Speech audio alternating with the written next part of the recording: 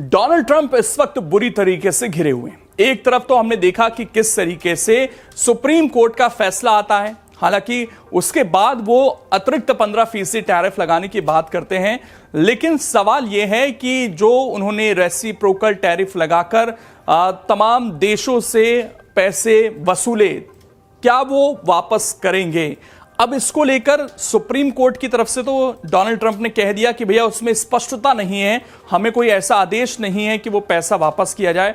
लेकिन अपने देश के अंदर जो है डोनाल्ड ट्रंप इस वक्त घिरते हुए नजर आ रहे हैं और विपक्ष जो है वहां पर अब उन पर दबाव बनाने के लिए बाकायदा एक कानून लाने की कोशिश कर रहा है। और अगर यह कानून आ जाता है तो फिर डोनाल्ड ट्रंप को रिफंड देना पड़ सकता है। तो क्या संभावनाएं इस वक्त बन रही हैं, उसको जानने की कोशिश करेंगे। नमस्कार, बहुत स्वागत है आप सभी का। मैं हूं आपके साथ लोकेंद्र त्यागी।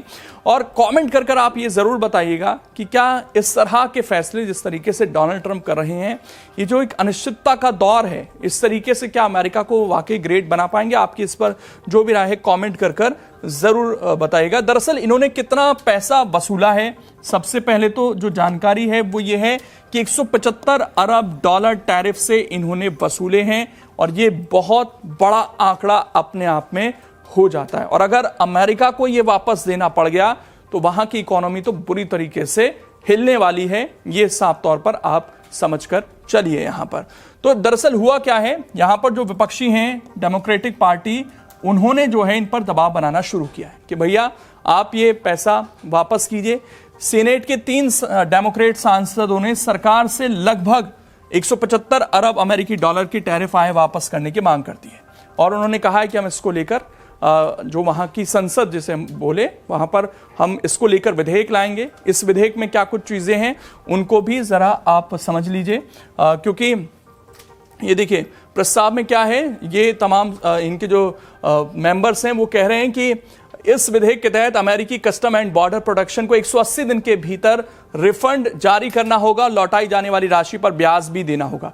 ना सिर्फ जो पैसा वसूला बल्कि वो दिया जाए, बल्कि उस पर जो ब्याज बनता है आपका वो भी दीजिए। ये भी मांग जो है यहां पर की जा रही है।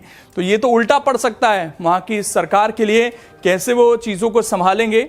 ये जो सदस्य इस विधेयक को ला रहे हैं ये कह रहे हैं कि 180 दिन में पैसा लौटाइए, जितना मैंने आपको बताया अभी ऊपर फिगर, और कह रहे हैं कि उस राशि का ब्याज भी जो है वो दीजिए और ये राशि अपने ग्राहकों तक जो है जो कंपनियां हैं वो पहुंचाएं, क्योंकि अंततः तो ग्राहकों ने ही वो पैसा दिया।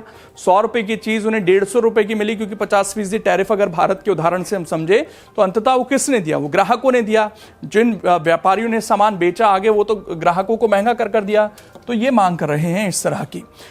इन्होंने कहा है कि ट्रंप के अवैध टैरिफ ने अमेरिकी परिवारों, छोटे व्यवसायों और उत्पादकों को गहरी क्षति पहुंचाई है, जो नए टैरिफ की मार झेलते रहे हैं। उन्होंने जोर देते हुए कहा कि समस्या के समाधान की सबसे पहली कड़ी यह है कि जितनी जल्दी हो सके छोटे व्यवसायियों और निर्माताओं की जेब में पैसा वापस डाला जाए। हालांकि इस विधेयक के पारित होने की संभावना क्या है उसका भी जिक्र कर लेते हैं, क्योंकि इस वक्त सत्ता में डोनाल्ड ट्रंप है, विपक्ष के पास उतनी ताकत होती नहीं है, विपक्ष केवल अपनी बात रख सकता है। तो फिलहाल ये कहा जा रहा है कि इसके चांस कम हैं कि डोनाल्ड ट्रंप के खिलाफ वो ऐसा कोई कानून अभी पारित कर पाए। लेकिन अगर मान लीजिए कि वहां पर कुछ सदस्य डोनाल्ड ट्रंप की पार्टी के आ जाएं विपक्ष के साथ, वहां पर अमेरिका में अगर ये हो जाता है तो फिर ये चांस हो सकते हैं। लेकिन ये इससे संकेत जरूर है कि ट्रंप प्रशासन पर सार्वजनिक दबाव बनाने की पूरी कोशिश है। इस तरह के मुद्दे जो हैं जनता के बीच भी जाते हैं और डोनाल्ड ट्रंप पर प्रेशर जरूर बनेगा। सुप्रीम कोर्ट ने भी इससे पहले शुक्रवार को 6-3 के बहुमत से फैसला सुनाया था और कहा था कि आप जो है ये पैसा यहां पर लौटाइए। तो फिलहाल ये स्थिति जो है बनती हुई नजर आ रही है। आगामी नवंबर में होने वाले मध्यवर्ती चुनावों से पहले डेमोक्रेट्स जनता से कह रहे हैं कि ट्रंप ने अवैध रूप से कर बढ़ाए और अब अमेरिकी लोगों को वो पैसा लौटाने से इनकार कर रहे हैं।